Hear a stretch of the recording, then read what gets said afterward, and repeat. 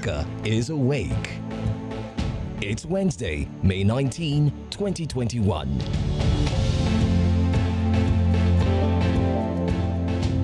Welcome to Breakfast Central.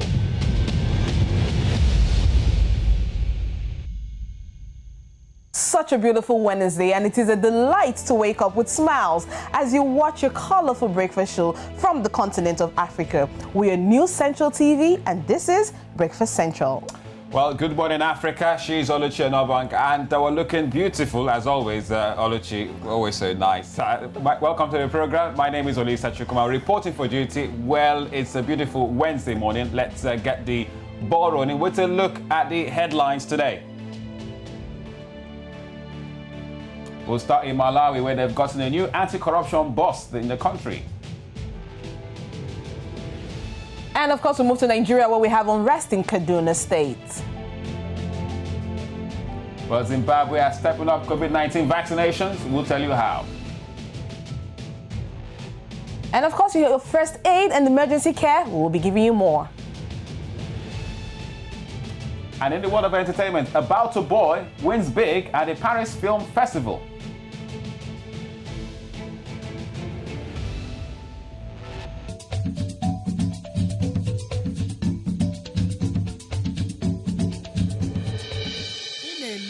News Central TV.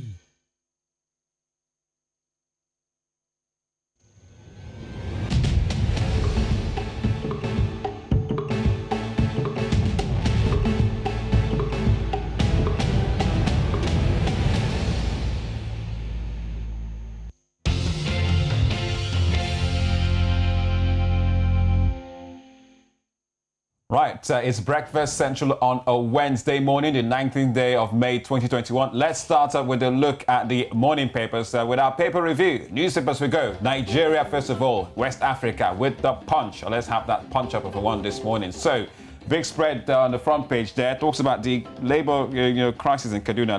Kaduna labor crisis on the front page. There's NLC, which is the Labour Congress, threatens general strikes as El Rufai, who's the governor of the state, declares Waba wanted. And there are also a bit of lower riders there on the front page. Talks about the SAN slams El Rufai over order on Waba. NLC president dares the governor. Northern governors seek dialogue. ACF warns as hoodlums attack workers. State governors dismisses nurses below level 14, says mass sacking stands. There's a lot to talk about on the program later. Also, on the front page, there's an interesting one there. So it's been called the Ekiti Rice Pyramid Project. And there you have it on the front page. It's a pyramid of rice in Ekiti State, southwest Nigeria. And also the governor features in there. And Emefiele foresees production boost with Ekiti Rice Pyramid. The CBN governor also making an appearance at that one. So there you have it on major stories on the front page of the Punch in Nigeria. All right, from Nigeria, we'll move straight to Malawi. We're talking about the Daily Times in Malawi this morning. And the president of Malawi, Chakwera, promotes science and technology in Malawi ahead of their 2063 vision for Malawi. You have more details on this on page 3 of the Daily Times. Chizuma speaks out, spells out manifesto at ACB, and also wants government money recovered. You have more details on that at the Daily Times from Malawi this morning. And we'll be talking about the new boss in Malawi for anti-corruption there. Chakwera looks like appointments time season. Right then, still in the south of the continent, let's go to Sowetan, which is also in South Africa. The Sowetan, Sowetan, it kind of rings a bell, right? The struggles to get 350 rand. So that's on the front page there. It says, we join 3 men in their travels to get paid their COVID-19 social relief grant, and at times it's felt like they stood a better chance of winning the Lotto jackpot. That's how bad it's going. So more on that story on the front page of the Sowetan, and also you can see the post office that people are queuing out to get their 350 rand COVID-19 social relief grant. Right. Also at the very top right of the Sowetan, some sports headlines for you. That man there, Pitso Mosimane, who's a South African coach who coaches Al Ali. It says it's far from over, says Pitso Mosimane, because Al Ali are struggling out to win the title this season with rivals Zamalek. Also, there's one that talks about cut Israel to size cut ties, so more like South African speaking, the Israel-Palestinian debacle does really split down the middle, doesn't it? So there you have it on the front page of the Sowetan in South Africa. All right, we are moving to Tanzania. We're looking at the Citizens newspaper this morning. The Citizens newspaper is talking about the COVID report because this has put ministers in tricky situation. Now you have the picture of the health minister as well as the health deputy minister as well, answering a lot of questions, and people begin to ask more questions for every statement that has been released by them. But of course, you will find more information in the Citizens newspaper, page 2 to be precise. MP queries empty promises on roads.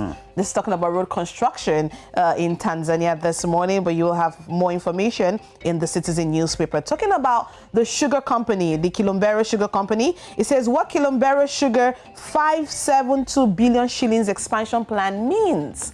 Yes, now what would that mean for the Tanzania economy? You will find more details in the Citizens newspaper this morning. Quite a resemblance, though, between the health minister and the deputy health minister. I'm not sure if you noticed it. I mean, Lisa, I didn't want to say anything about that, but yes, I did notice that. All right, so there you have it on the front pages right here on Breakfast Central. We're moving straight to our top stories.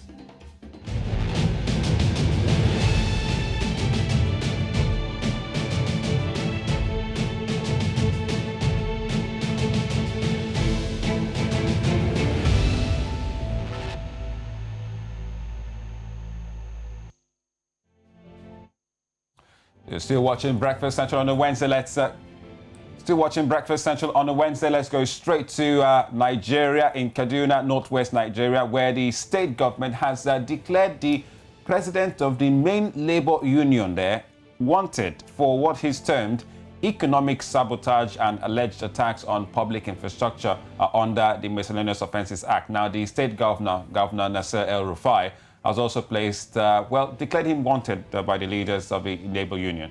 Now, the governor says anyone with information on the whereabouts of the NLC president, that is Ayuba Waba, will be rewarded. Okay, so basically it's a bounty then. Let's hear from Governor El-Rufai.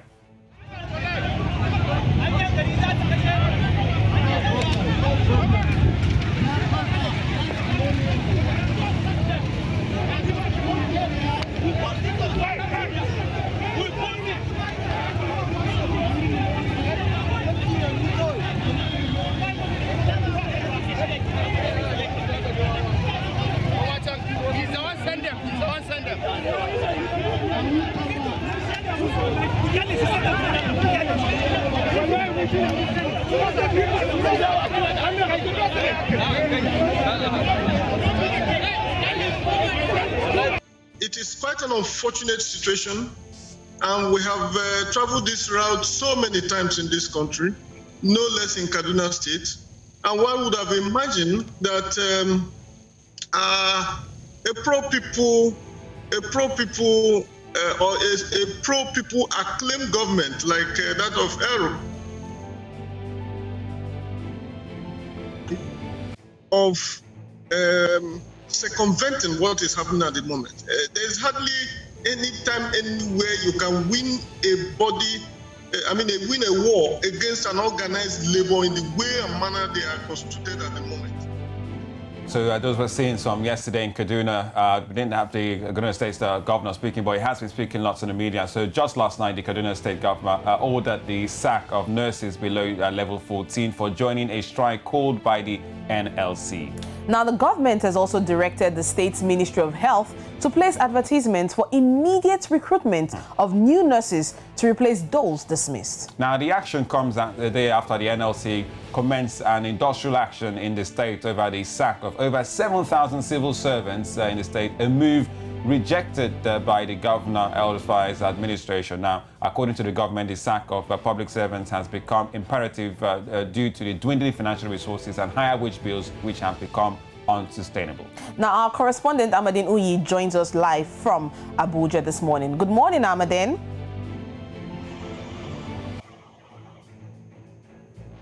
Amadine, good morning. Can you hear us? Yeah, good morning. I can hear you, Oluchi. Good morning. All right, welcome to the show. Now, very quickly, help us make sense of the whole incident in Kaduna. I mean, Kaduna in the last 24 hours has been quite heated. What really is fueling this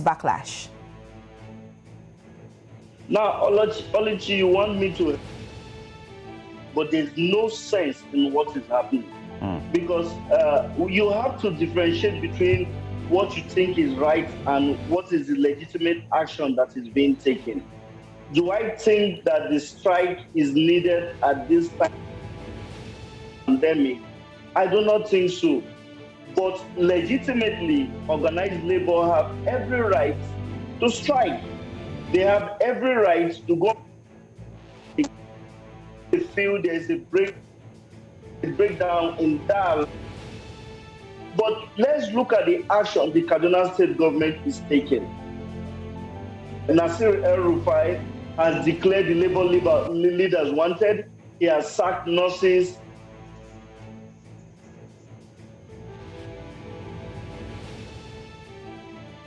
All right, Ahmadine, we look like we're having a bit of technical hit, but Ahmadine, if you can hear us, please come back and join the conversation. So that is one of the big stories, clearly one of the big stories today from yesterday's clashes, as we saw with those images out there in Kaduna, what's been going on. And a lot of people have asked, there's so many questions that are looking for answers, that Nigerians are looking for. I mean, with the sudden sack of the civil servants because they joined the protest, there may be more reasons, but we're yet to be enlightened than that. All right, Ahmadine, thank you very much for standing by. Just like you talked about, we've seen the protests on Monday, after which Governor El-Rufai has declared the leadership of the NLC there wanted. And he used the term public disorder or something like that. I'm not sure which one to use now. But can he really do that, declare them wanted? Because just like you said earlier, they are organized labor. They can't take industrial action. This is industrial action. That is why I said that we cannot make sense. And I do not think the governor can win this battle. Now, if you follow the events of yesterday in Kaduna, where thugs were even unleashed on labor, it takes you back to what happened during the NSAS protest. It has never worked anywhere in the world. It has never worked anywhere in Nigeria. It happened during the NSAS protest. Thugs were unleashed on protesters, and they hijacked the process.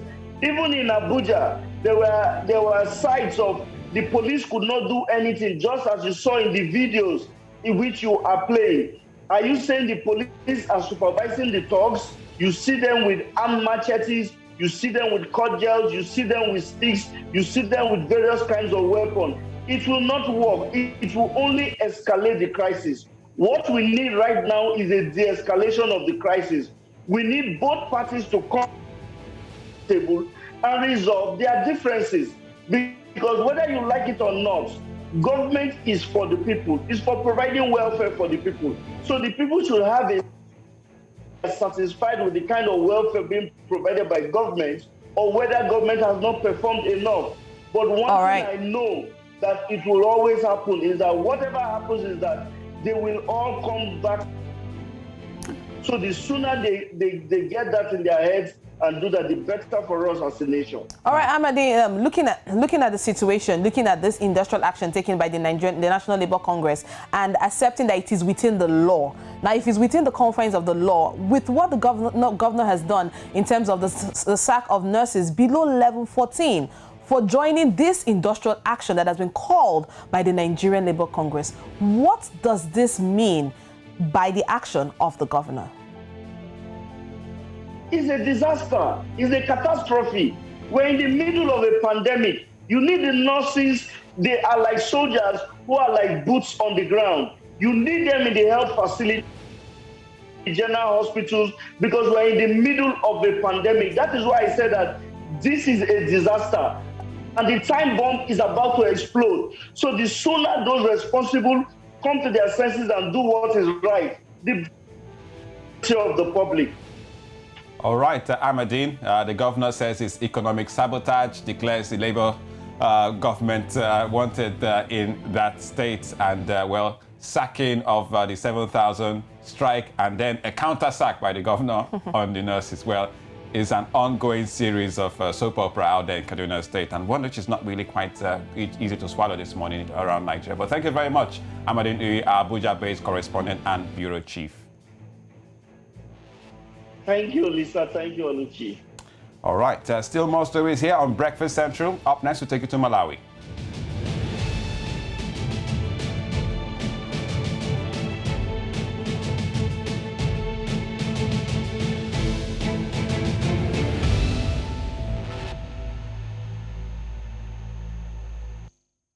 Right, still Breakfast Central is a Wednesday. Let's take you to Malawi, where the president there, Lazarus Chakwera, has his war against corruption has received a significant boost after the Public Appointment Committee for Parliament appointed Martha Chizuma as the new anti-corruption boss to lead the Anti-Corruption Bureau.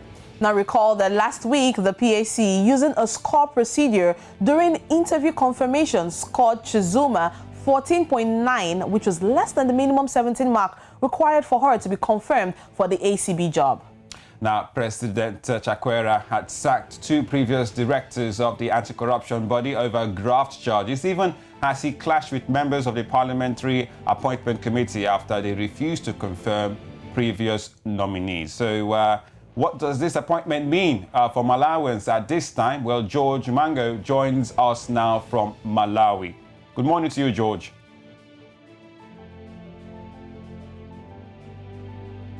All right. All right. So we'll have to come back to George for him. All right. So let's look at the profile of the new anti-corruption boss there, Martha Chizuma. Now, she's the Director General of the Anti-Corruption Bureau, which is the ACB, a member of the Malawi Bar Association, and member of Women's Lawyers Association of Malawi and Women's Judges of Malawi. So she's the lady who's tasked now of leading the anti-corruption war, President Chakwera.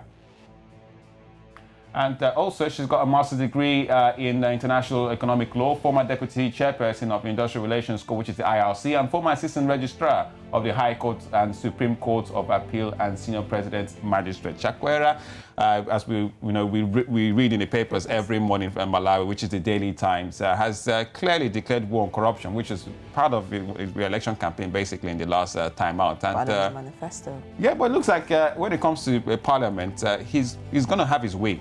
Definitely. I mean, just this morning we're reading on how he is trying to promote science and technology in Malawi in terms of their goals and vision, because they have a vision, and one of the vision for 2063 is to ensure that science and technology takes them a step higher, a notch higher, and improves the economy in Malawi as we speak. But also, if you are to use science and technology, you need to ensure that certain standards or certain principles are being put in place to ensure that transparency and accountability is given to the people, because you are, after all, for the people.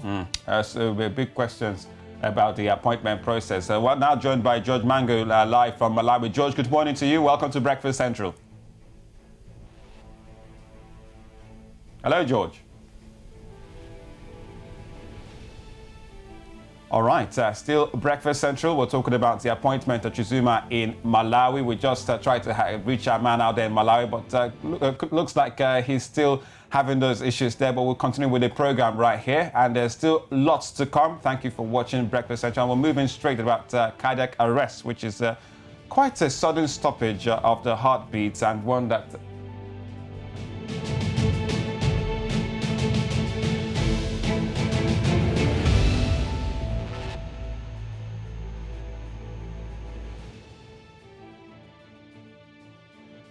Wow, welcome back. Still Breakfast Central. Now, cardiac arrest is the sudden stoppage of the heartbeat, and one that cannot live without the heart, basically functioning normally, as it is responsible for circulating blood and oxygen around the body. Now, what you should know about cardiac arrest is that every second counts to help save the life of a victim. Now, a man identified as Dan slumped and died while dancing at a traditional wedding. Now, this incident reportedly happened in Borokiri axis of the old Port Harcourt township area at a traditional wedding reception between his relative from Ataba in Rivers State. Now, the man, according to the video you're about to see, was believed to be the community chief from Ataba in Andoni local government area of the state. Now, let's tell you that this video you're about to watch is quite disturbing. The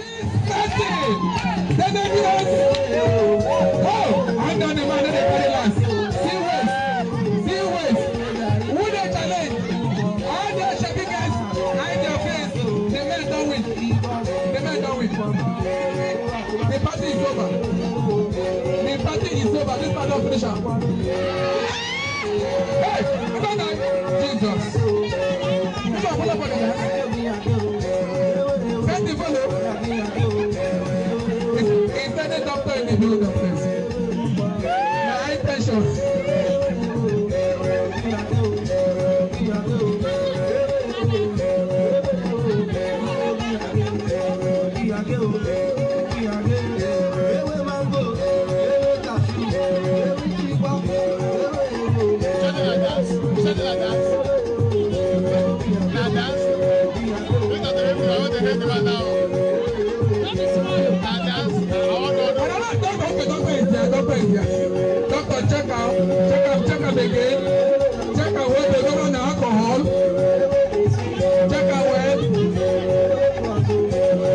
There's going to be alcohol. Then double up. Everything not going to be through falling volume. That's true for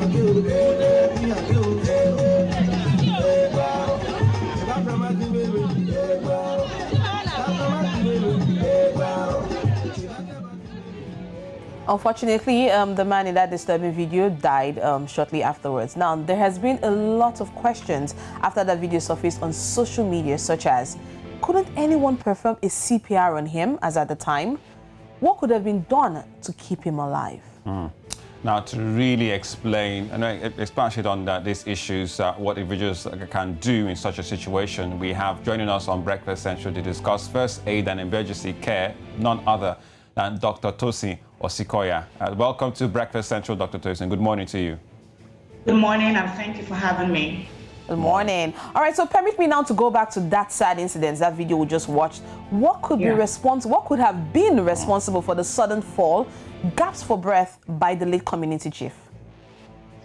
The thing is, when someone collapses, I would define collapse as unconsciousness due to an accident or an illness.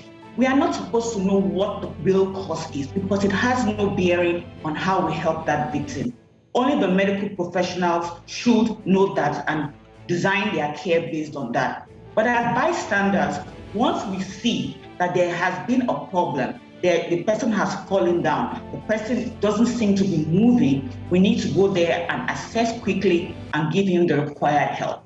In this situation, using this video, but just talking generally, what we will find out first is this person breathing? Because breathing is what determines our next step of action.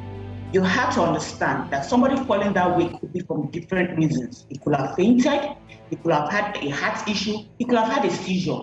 We don't know. Ours is to go there, make a quick assessment. Is he breathing? Then make a determination of what next to do.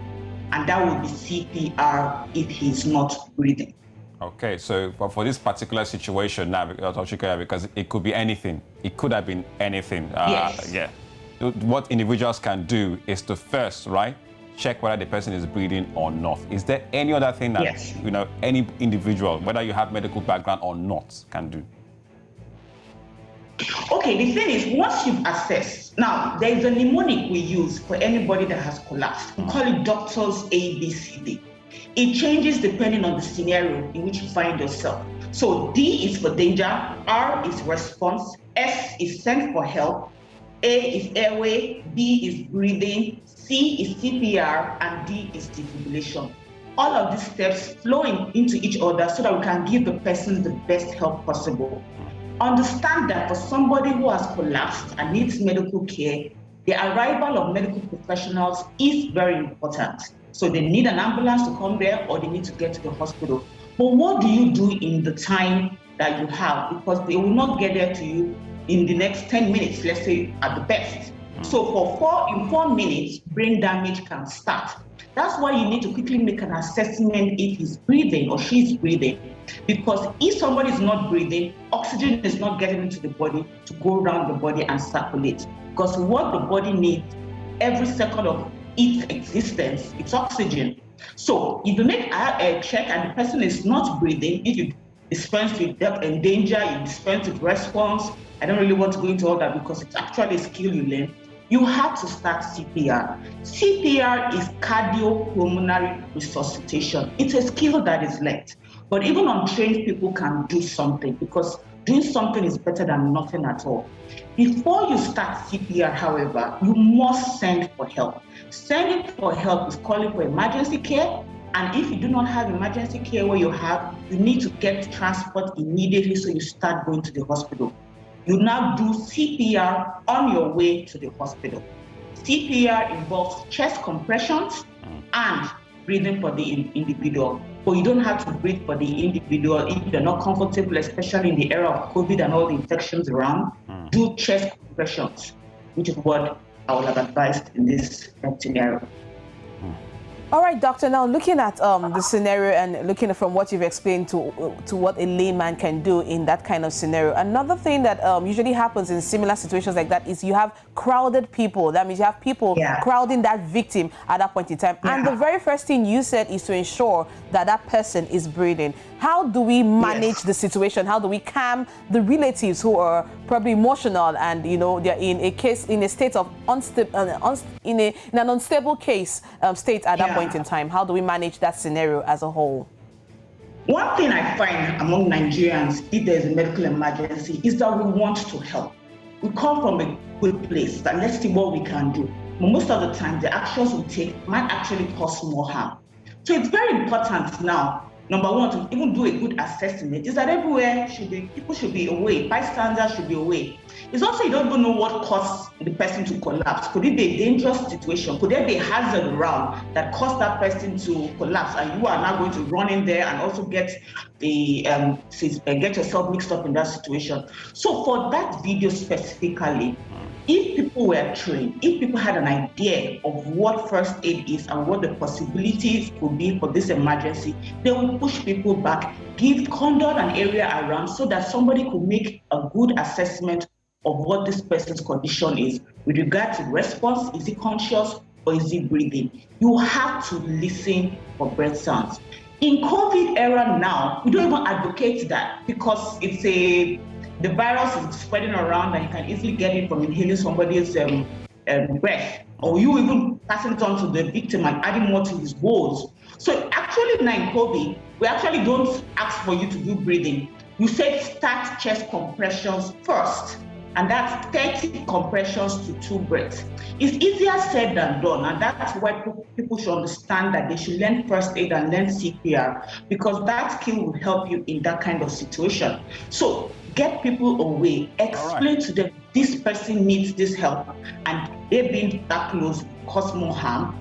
Assess the person correctly, because the person might have been breathing and all they needed to do was place him in what is called the recovery position, such that vomitors or saliva will not get back into the lungs or the airway and flow out onto the... All right, Doctor, before we let you go, it was reported that he suffered cardiac arrest. Now, who can suffer cardiac arrest? Quite important. Anybody, honestly. Cardiac arrest is just usually a final sign of something, and usually it's coming from heart disease. So heart disease is the common reason why somebody will go into cardiac arrest. Cardiac arrest just means the heart stops. Arrest, stop. It doesn't pump again. It's not circulating blood, and usually it's from a electrical impulse failure, usually what we call abnormal rhythm. But that abnormal rhythm arises from different things. It could be a heart attack, it could be a diseased heart, anything can cause an arrest. That's why our own is not for you to know what the diagnosis is. Our own is that please ensure that this person can preserve their life until medical care can take over for this person. All right. Thank you very much, Dr. Tosin Oshikoya, for coming on Breakfast Central today and really explaining quite a lot for us in terms of what we can do to render first aid, and especially when it comes to emergency situations. Enough of the pour water, you know. I didn't even mention that because that's absolutely not necessary. Yeah, we know what does happen, unfortunately. But thank you once again, Dr. Chika, for coming on Breakfast Central. My pleasure. All right. My pleasure. Thank you. All right. Up next, let's take you to our correspondent in other parts of Africa.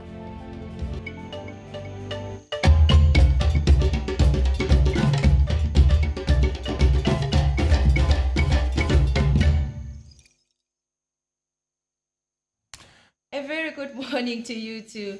Well, Zimbabwe has received a further 100,000 doses of the Sinopharm COVID-19 vaccine from China. The donations actually came from the People's Liberation Army to the Zimbabwe Defense Forces. The consignment also included 420 syringes. Meanwhile, Zimbabwe says it has not recorded any severe side effects from the Sinopharm vaccine, which was first inoculated in February. Over 591,000 Zimbabweans have at least taken the first dose of one of the 4 vaccines that are being administered in the country.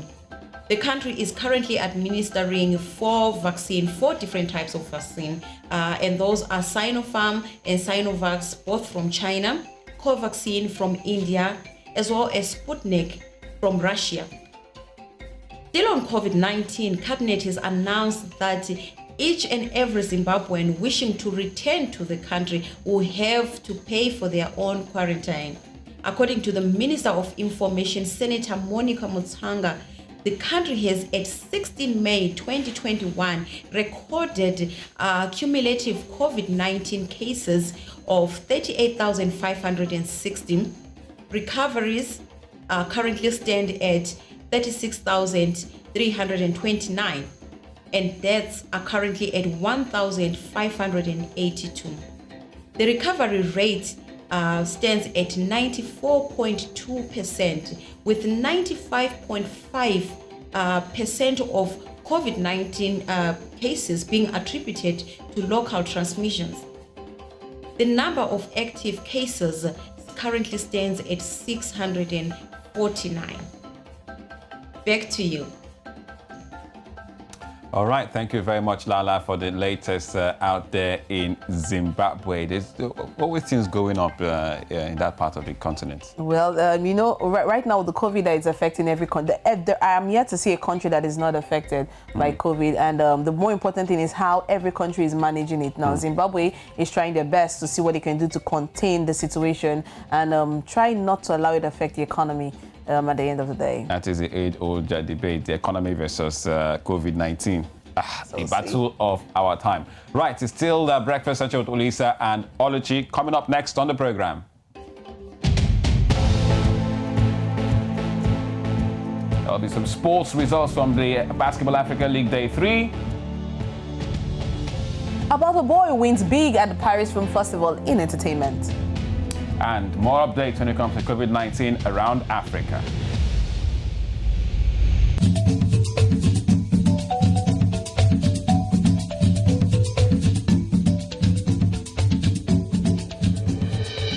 Inele News Central TV.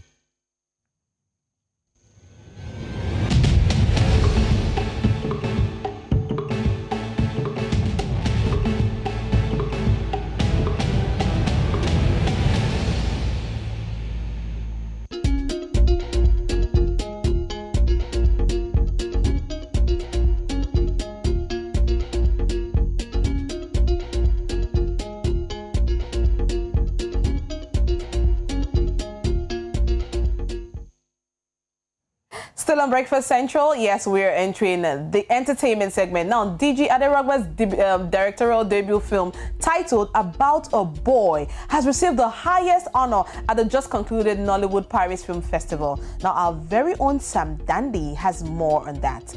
A beautiful morning to you, Sam. Hi, good morning, Oluchi. How are you doing? Morning. All right, so let me get right into it, right? So just like you were saying, DG's directorial debut film titled About a Boy has received the highest honor at the just concluded Nollywood Paris Film. Now, the prize is a pre-due public audience appreciation win. Now, the psychological thriller was announced winner, beating 15 feature films and 18 short submissions, of course, to get the award.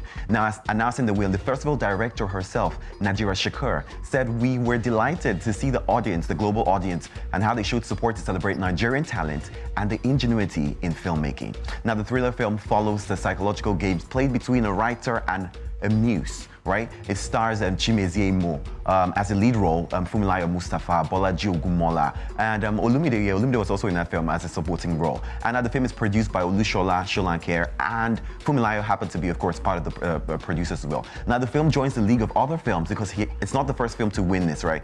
In the past, we've seen Isoken, we've seen Wedding Party 1, The Meeting, Phone Swap, and King of Boys. Now, while the director, of course, took to social media to celebrate the news, we realized, or he took to tell us that after a successful premiere, the film would also, be featured at Toronto International Nollywood Film Festival this year, which is exciting news. I think I have a little short clip of the film, and let's just watch this.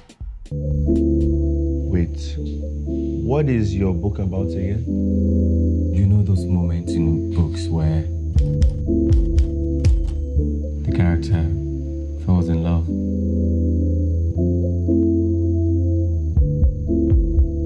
So, do you know what you want to write about? Not really. Sir, you're drunk. I'm not drunk. You really haven't written anything? Man, I haven't though. How far? We should do this again. and then we chill, just like you wanted to. She's my muse. She's the reason I've been able to write. This guy, what the hell do you know about muses? And you don't want it to be about your mom like it was before. Daddy, so how's your book coming? She was good to me. She was using you. She needed my help. Write that book. Right, so call it a psychological thriller or a deep film. I think it's great, it's amazing to see Nollywood films, keep doing great things. So right, let me move, and this one particularly is interesting. So just the other day, a list believed to be compiled by Forbes magazine ranked 30 of the richest African musicians. While some of the artists, of course, went ahead to express gratitude for the acknowledgement on social media, Diamond Platinums rather had some strong thoughts about being placed at number 28. But first, let me give you a list of some of the people who made this list. Now, Senegalese singer Youssou ranked at number 1, and he's worth $145 million US. Senegalese American singer Akon, who we know for songs like Lonely, was a net worth of number 2 was a net worth of $80 million. South African DJ Black Coffee was 3rd with $60 million. Then interestingly, from 4th to 14th are Nigerians, right? I mean, I can't argue. So from 4th to I have Whiskey, Davido, Don Jazzy, Burna Boy, and then the list is endless, up to like 14. Then while few of those who made the list, of course, haven't said anything yet, 41-year-old Kenyan musician Akoti, who happens to be the first female on that list at 15, or 15, yes. She was rather elated, and she took, to social media to talk about it, and she made a joke, saying that Kenyans would probably speculate that she bribed, to be featured, but yeah. But anyway, despite the list going viral, a number of fans and artists themselves have dismissed it, stating that maybe the figures are quoted wrongly or it's a wrong publication. Diamond Platinum particularly, now the Tanzanian singer who in the past few days just signed a record deal with Warner Music worth $5 million US, was ranked at number 28. Now, according to the Forbes list, he's worth $5.1 million US. That's over $1 billion naira.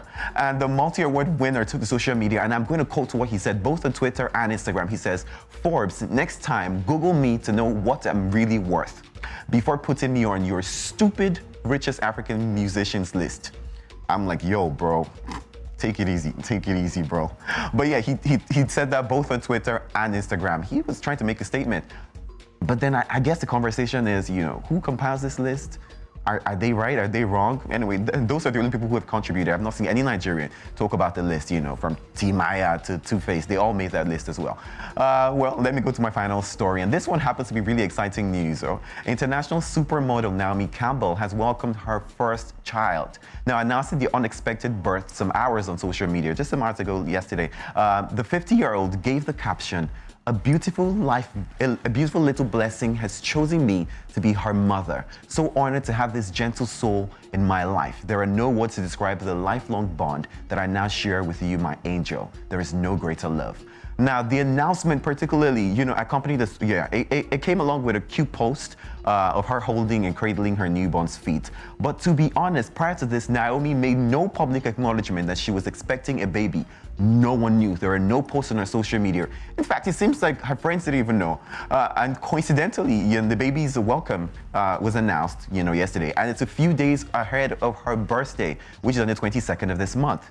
Now, following the announcement, of course, the fans, celebrity friends, and families have flooded social media with messages, just to say how much they appreciate, they love her, and congratulate the international model. Now, in fact, people like designer Marc Jacobs, who she has worked with, because Campbell is a veteran, to be honest, in modeling. Since 1994, she's worked with him. He also, took to social media to express, the happy news. Then her mother, Valerie Morris Campbell, also celebrated being a grandmother. Wow. So, I mean, it's 3 generations of, the Campbell. And people already have memes out. I didn't bring out any. Already have memes out of, the baby catwalking. Because what do we expect? She's definitely going to be a model as well. But that's all on entertainment, guys. Amazing news, Sam. At the age of 50, Naomi Campbell, a mother. Wow. Unbelievable. Well, great things do happen. Great things do happen. Thank you very much, Sam. Of course. All right, coming up next right here on Breakfast Central.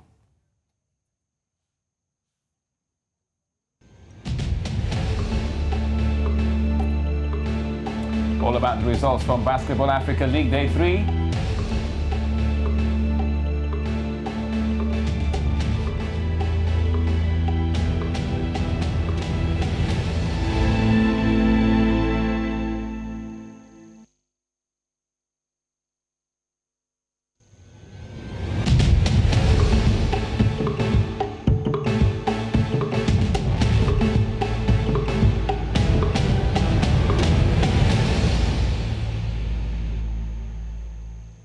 Right, you're still watching Breakfast Central. Don't forget to reach us on our social media portals at News Central TV. We're on Instagram, on Twitter, we're on Facebook, and you also watch us live on YouTube and join us live on StarTimes channel 274. Right then, what to expect on News Central TV today? We have Zero to Lunch. We'll be starting by 12:30 p.m. West African time. Also, Skin Deep, don't miss it at 3:35 p.m. later today. And at 9 p.m. West African time, we have the NC Continental Prime.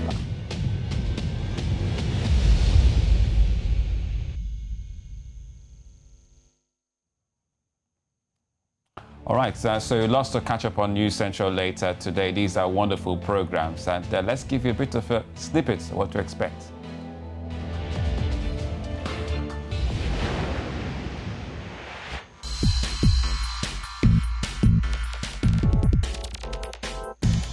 The world, they say, is a global village, and technology has proven these words to be true. And that's why technology affects the way we live, the way you consume data and information, and so much more. Has not been left out, as many young talents and entrepreneurs are making an impact by creating jobs.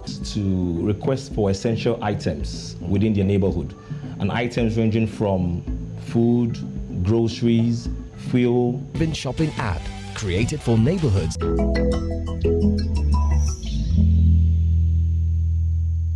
My name is Rukaya Bashari. I'm a wife, mom of 4, and I run Mothers Muslima Lounge. We use coffee, we use oats, we use rice, we use guinea corn, we use milk, we use egg, and of course you know that turmeric is a spice.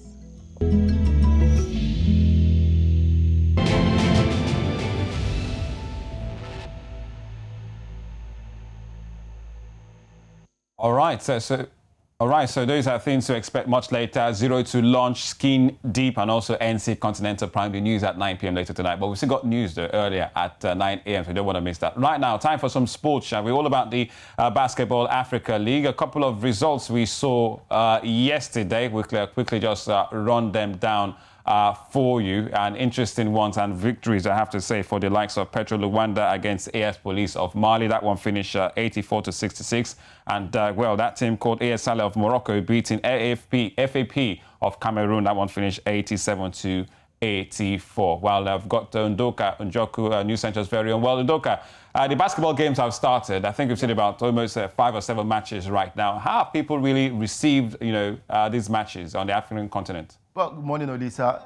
This is the inaugural tournament, and I'm actually excited because a lot of African basketballers have been yearning for competitions like this. It's also affiliated with the NBA and FIBA, so it's a good one for Africa. But one thing I'm especially happy for is the rapper J. Cole, who plays for one of the teams in that competition. I mean, he played his first game against Rivers Hoopers of Nigeria, and he scored his first point, had 3 rebounds and 2 assists in that one. And you get to wonder, can J. Cole really play basketball? But he had a decent game. But generally, everybody's actually happy for this tournament. It's a good feel for African players. It's for us to discover the next Joel Embiid, the next Hakeem Olajuwon, and of course, the likes of Mutombo and the rest of them. So a good competition for Africa, good feel. It's the first time, and it doesn't even feel like it's the first time because the preparation and the organization has been top-notch so far.